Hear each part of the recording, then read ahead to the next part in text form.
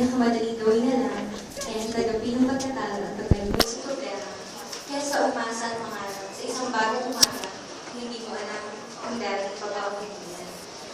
CCF 5 Last Presents. Habang may buhay, may pag-asa. Jenny, anak! Halika na, bumangon ka na dyan. Sabay na tayo mag-anusan. Sige pa, maliliit ka na naman yan.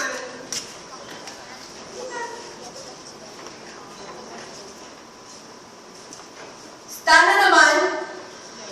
Aba na, itutubuan na ako ng kaliskis nito. Ulang ka na naman. Anak, pasensya ka na ha. Yan lang kasi nagkasya sa pera ng pinsan ni nanay sa nagkagara kahapon.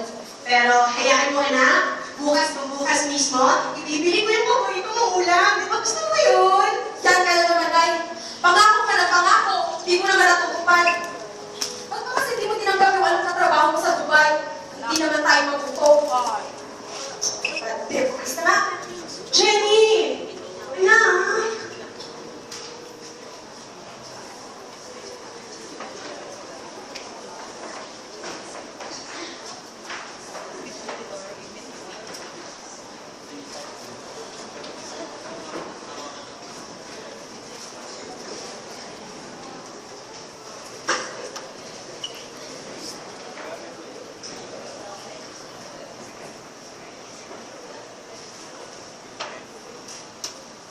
Please close all your notes now. We'll start the exam.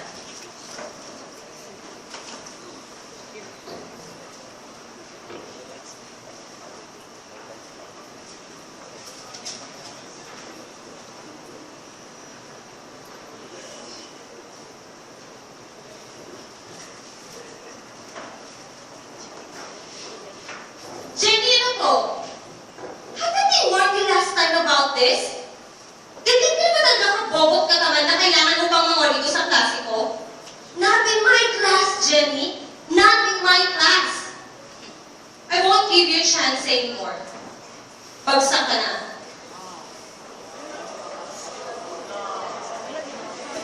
Fine. Whatever.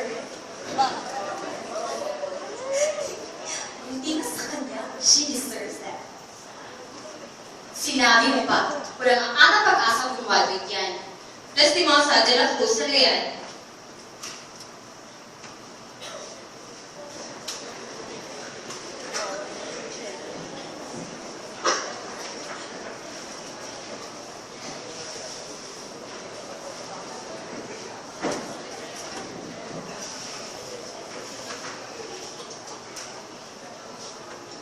Oh, babe!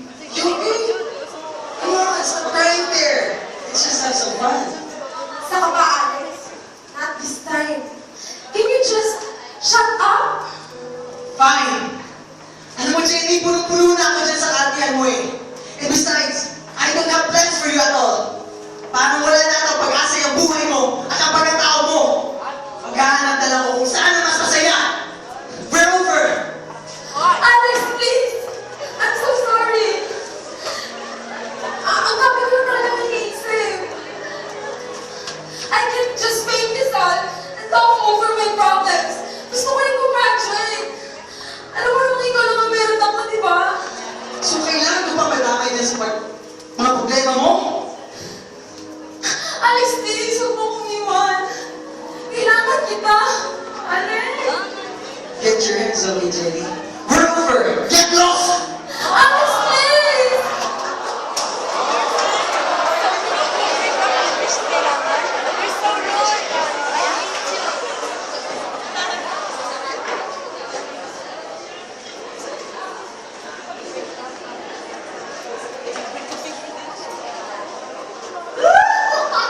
It's time to get all together here, Jen! Huwag mo nang siksipin si Alex at kayang bagsak na subject mo. Sabi, Jenny, inom ka lang ng inom dyan at makakalimutan mo rin yung mga bumabag-abag sa'yo. As if naman di ako sanay sirain ang buhay ko. Eh sino ba may totoong may makialam sa akin? Tingin lang naman ang tao sa akin. Basura. Motibat na baliwala ang buhay ko. Rebelde agad. Di ba pwedeng naghahanap lang ng pag-unawa? Gusto ko lang namang maramdaman kung anong pakiramdam na may tatay. Kung anong pakiramdam na may mga kaibigan na nagtulungan ka. Sa tuwing nangangailangan ka ng tulong.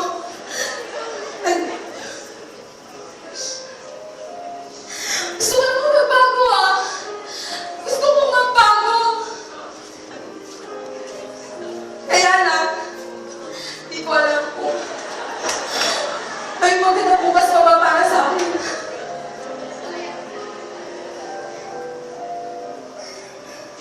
Jen, I'm so sorry. I need to go now. My dad's calling me now. Jen? Jen? Kasi nada to. Let's go, Kate. Ayoko kung problema na naman kung paano yun natin sa bahay nila. You're right. Oh, nandiyan na pala si Alex. Hi, Alex! Let's go!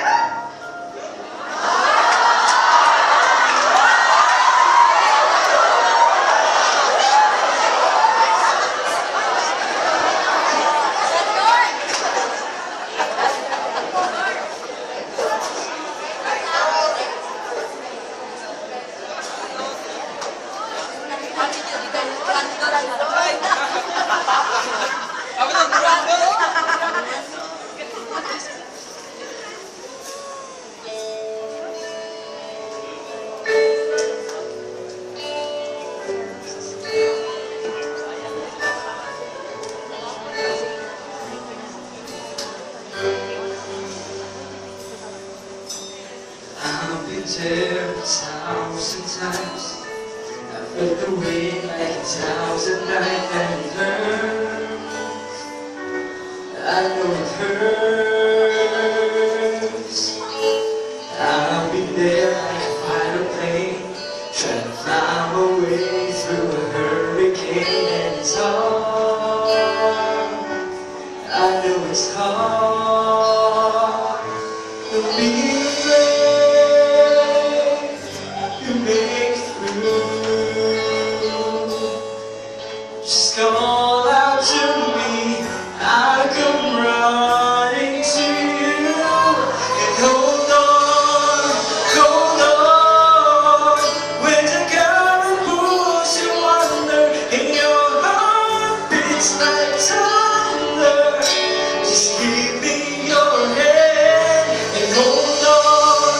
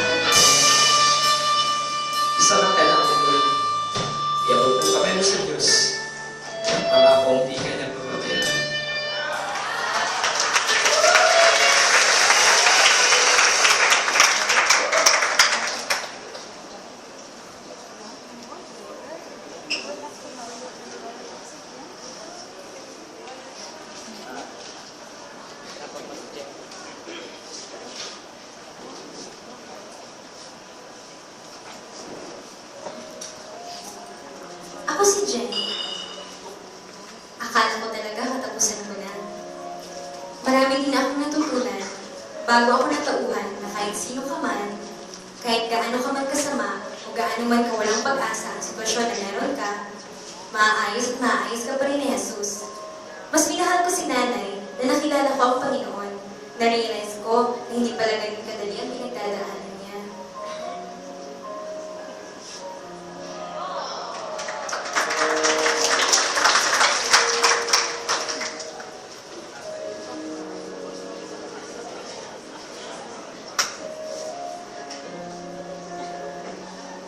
At kay Alex, mas mabuti na talagang mag-aral muna kaysa pumasok sa isang relasyon na alam mong immature ka pa. Mas ngayon kung nakilala ko si Ate Ellen, marami ang nagbago sa akin simula nang sumali ako sa cell. Hindi lang mga bagay na tungkol kay Jesus ang nasapitan ko. Sa wakas, may tumutulong na sa akin sa eskwela at mga totoong kaibigan pa.